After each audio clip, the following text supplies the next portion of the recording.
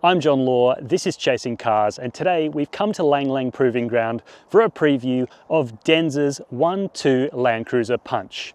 And if you don't know who Denza is, it's BYD's luxury brand, and it's launching later this year in November with two vehicles to start off with. The Toyota Prado-sized Denza B5 and the 300 series sized Denza B8. Today we're getting an early preview of these plug-in hybrid towing capable four-wheel drives to see if they're set up for Australian conditions already or if they need a little bit more work before they go on sale. Today we're going to give you a quick rundown of each of these cars and test them on some grueling off-road courses and see how they handle them. Chasing Cars, honest reviews of your next car. Brought to you by Budget Direct. Let's first take a look at the Denza B5, the smaller of the two Land Cruiser competitors, which is more like a Prado or a Tank 300 in size, also a Ford Everest competitor. Now a lot of it is shared in theory with the Shark, but actually this car's DMO system is classified as DMO 4x4 by BYD, whereas the Shark uses DMO all-wheel drive, and that brings a few differences. Starting with power and torque outputs, there's beefier motors in this thing, so the on-paper stats are 425 kilowatts and 760 newton meters. Now, you may be saying, John, that sounds 80 kilowatts down on when you reviewed this car in China. Well, that's because China and Australia add up power numbers differently, so although this is identical to the 505 kilowatt car I drove before with the same 4.8 second 0 to 100k an hour time, it actually says a little bit lower on paper here on Australia. A little bit of a quirk there, but it's got a similar basic setup underneath to the Shark. It's got a ladder frame chassis with double wishbones front and rear and four-wheel coil springs in this base model B5. You spend a little bit more on the Leopard, which we'll drive a little bit later in this video, and you get clever D-P hydraulic suspension, which allows the vehicle to adjust its heights. Still, approach and departure angles are really quite competitive. Breakover at 20 degrees with the standard height isn't hugely amazing, but the approach and departure are really quite competitive with what's out there. As a large SUV, it's a pretty big vehicle, 4.89 meters long and nearly 2 meters wide. And that does include, of course, the full-size spare wheel on the swing-open tailgate on this car. We've got Continental cross-contact tires here, which aren't exactly the most aggressive tire, but as you'll see in a second, this thing is quite capable, owing to the fact that, unlike the Shark 6, it has a whole host of four-wheel drive friendly technology. Locking differentials in both the front and the rear, they're e-lockers, and at the rear, the electric motor actually has a 2-speed transfer case, giving this thing a real low-range transfer case. There's also a simulated locking center differential, and as you'll see in a minute when we get to the drive modes, there's a lot of selection and the traction control has come an awfully long way.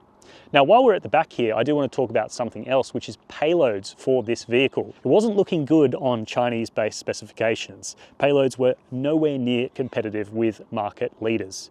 This car, though, is rated at 600 kilos carrying capacity worth of stuff, and it doesn't crest the 3.5-ton GVM.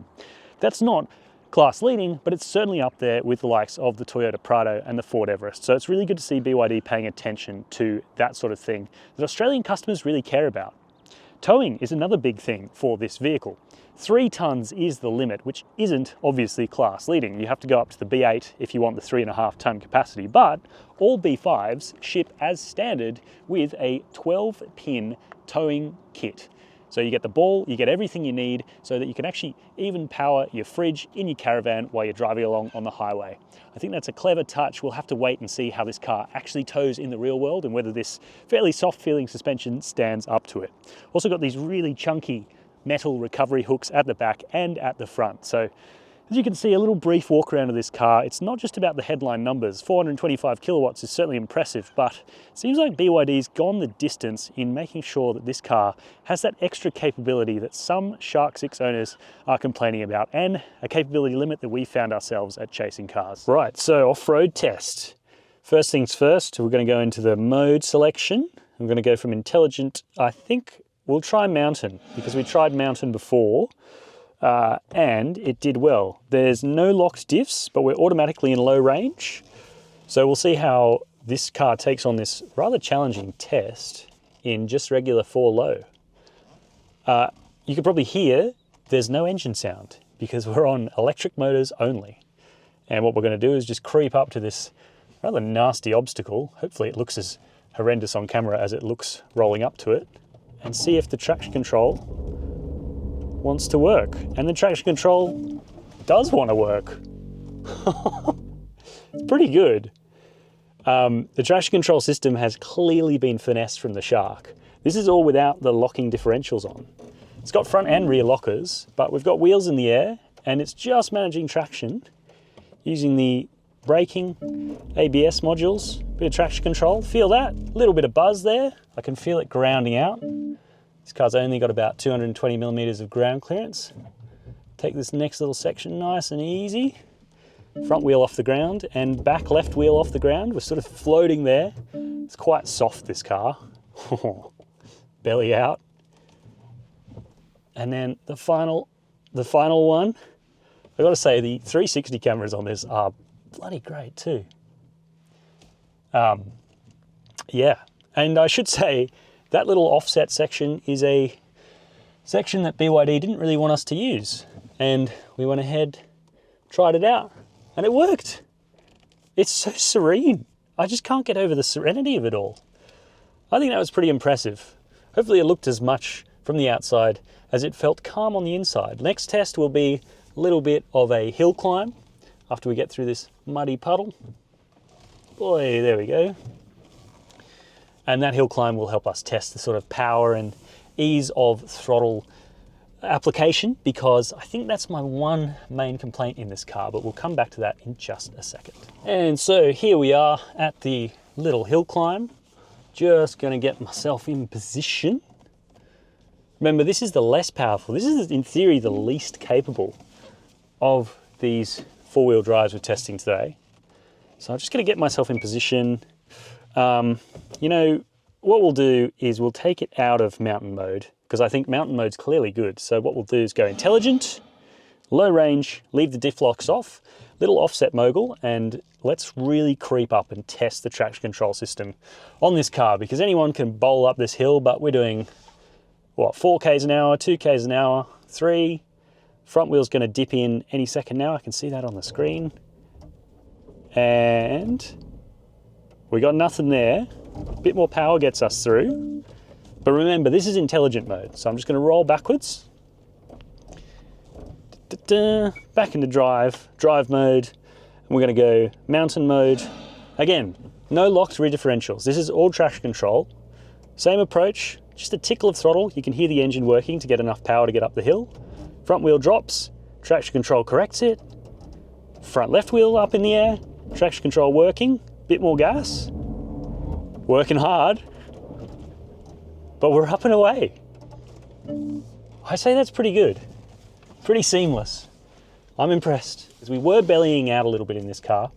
And I will say that the throttle control isn't quite as beautifully rounded as you get in a fully diesel 4x4. I think that's my main thing. And also, yeah, I think the suspension's quite soft.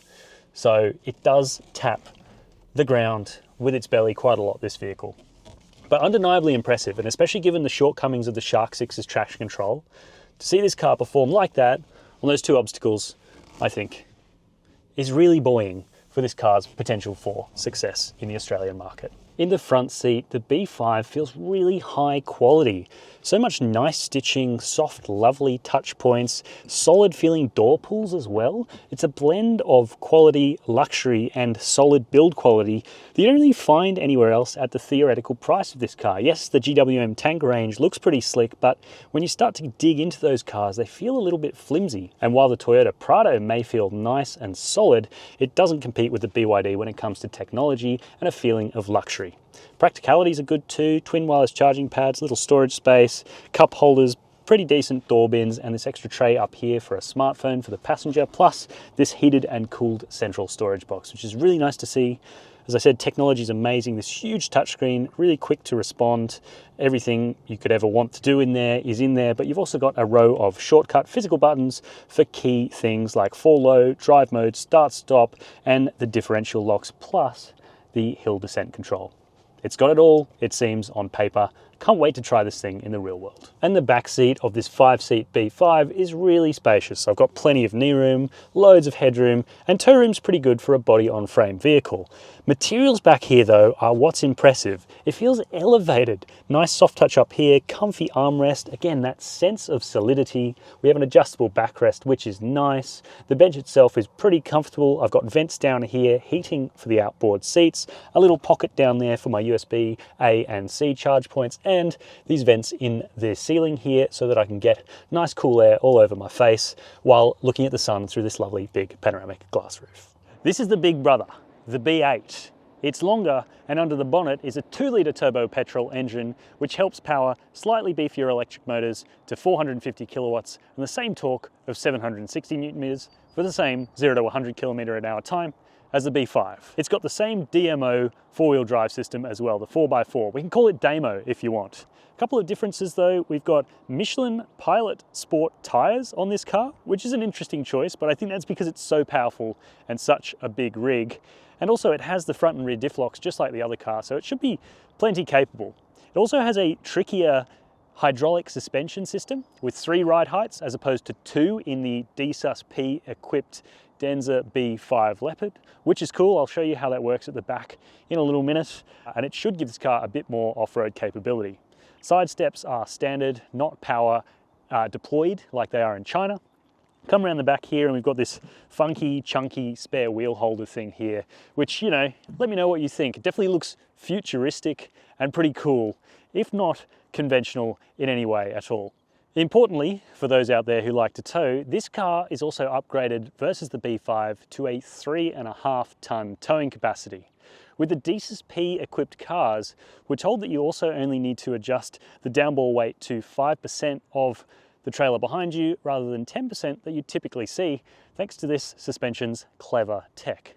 Exciting stuff. We can open the tailgate and it's a big old space back here. Not huge with all 3 rows in place, but like this in effectively van mode, still with 4 seats, you're going to get over 1,000 litres of space. Look at it.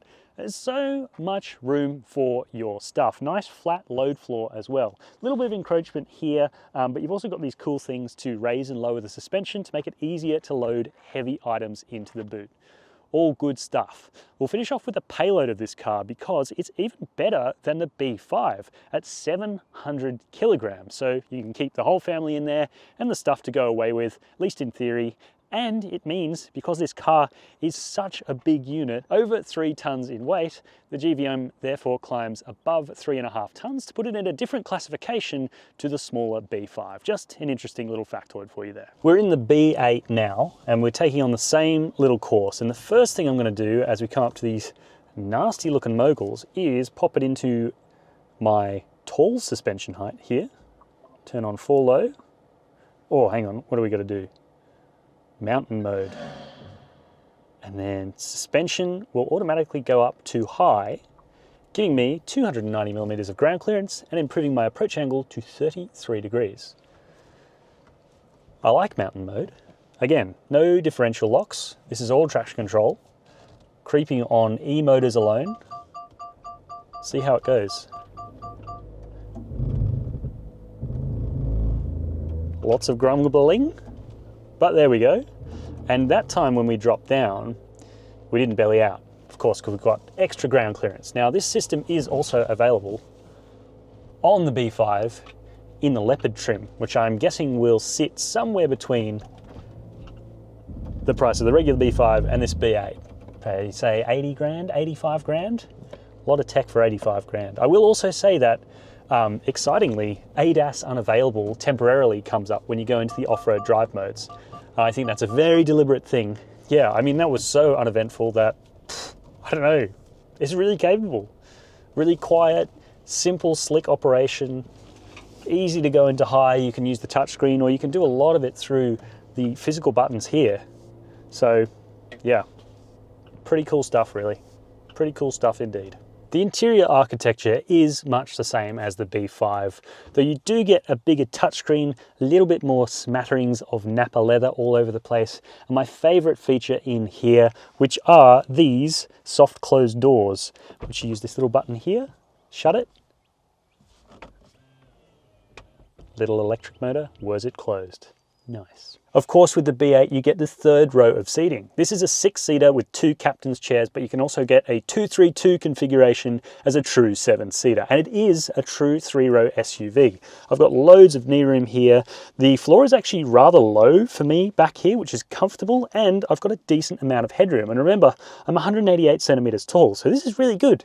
It doesn't stop there with a soft armrest here, square cup holder, power up and down for this seat too, and its sister seat. Plus, you even get a little USB-C charge point built into this DVLA speaker. Very nice indeed. So this is my first time out in the Denza B5 out on the open road, or the ride and handling course here at Lang Lang, and it is skippy o'clock, so we're going to have to be a little bit cautious here. Some little fellas, some big fellas. Actually, it wouldn't be the first time that this car has seen kangaroos. It has been testing here at Lang Lang in Australia for some time, we're told. Now, a little bit different to the first B5 we drove because this is the Leopard. That means it gets the Denza P active hydraulic suspension. So it has 2 ride heights. We're in the regular lower of the ride heights. Now you can jack it up if you want to go off-roading. For now, it's all about on-road stuff. We're just in normal mode, regular mode. There's a custom mode. It's comfort. Oh, there's an echidna even. How cute. And look, the slow speed driving we were doing in this, I thought that the comfort mode seemed a little bit firm in the damper settings. A little bit too much compression damping wound in. Out here on the open road, there's really good support. Minimal roll as we're tickling through these corners, increasing pace a little bit. Steering weight is pretty good. Firm, roughly similar to a Toyota Prado in terms of weighting. So not super light, but then not super heavy either. And I think that works quite well. We've got a bunch of other modes here. Off-road, there's snow, sand, mud, mountain, rock, and wade. But there's 2 modes I might try in a little second, once I've got a little bit more of a feeling for how this car goes through corners, which is pretty impressive. We'll try Rage, and then we'll try Race and see what they do. Time for the yumps here at the Lang Lang course. See how it handles it. Stays nice and flat. Oh, yeah, wow. Pretty good. Feels compliant and controlled. There's a bit of jitter to the suspension though. I do think the standard suspension would be softer, almost too soft compared to this car, which is, yeah, on the firmer side. All right, time to try Rage mode. What's in Rage mode say? Climbing, tugging, and other low speed conditions. Okay, we won't use that. I thought that might be a launch control. Instead, we're gonna go race mode, and we're gonna do a little 0 to 100k an hour sprint, and probably on to 120 k's an hour, because this car should be pretty quick, 4.8 seconds. So let's see how we go. Map the gas, off the brake, and we're off. May have missed a trick there. There must be some kind of launch control. But now we're up and moving. It's definitely quicker than a Prado. That's 120 there. So pretty respectable once it gets rolling, but as I said, a little bit of a lag off the line there. Final test for this thing, we're gonna chuck it into this left-hander. There's a bit of body roll, but all the ESC systems and the calibration and the roll feels pretty natural. Sort of thing as if you had to make a sort of sudden adjustment while you're out on a country road, you'd feel pretty confident. So good signs at first, perhaps not quite as athletic and not quite such a broad spectrum covered as something like a Prado. But remember, tire pressures in this car are showing over 40 PSI, so that may have something to do with it. Exciting to get this car out properly and test it on the road when it launches very soon indeed. It was an action-packed day, and unfortunately we didn't have time to film my road test drives in the standard passively suspended coil-sprung B5, where we unearthed that, in fact, it is too soft for Australian road conditions. Around Lang Lang's ride and handling course, the big SUV wallowed and pitched and rolled in a really unnerving manner, and I can only imagine when hooking something like a trailer up to the back of this car, it's going to increase that feeling of instability on Australian roads. So I think there's some way to go for Denza on the B5's basic suspension setup if this car is to succeed in Australia. Righto, the verdict. Blown away? maybe a little bit too strong for a first impression off the real roads of Australia, but I'm seriously impressed by these two vehicles. If only down to the traction control calibration. It's come a long way since the Shark 6, and it feels, although maybe not quite as good as a Toyota system, really right up there and impressive for a new brand in the Australian market launching its first four-wheel drive vehicles. Are they going to succeed? The pricing sounds pretty sharp to me, from about 70 grand for the base model B5 and topping out below $100,000 before on-road costs. These cars will absolutely put the Toyota Prado and Land Cruiser 300 series on notice in the showrooms. Whether they can back it up in the real world does remain to be seen, and I can't wait to check that out. Make sure to leave your comments down below, hit subscribe if you haven't done so already, and thank you very much for watching Chasing Cars.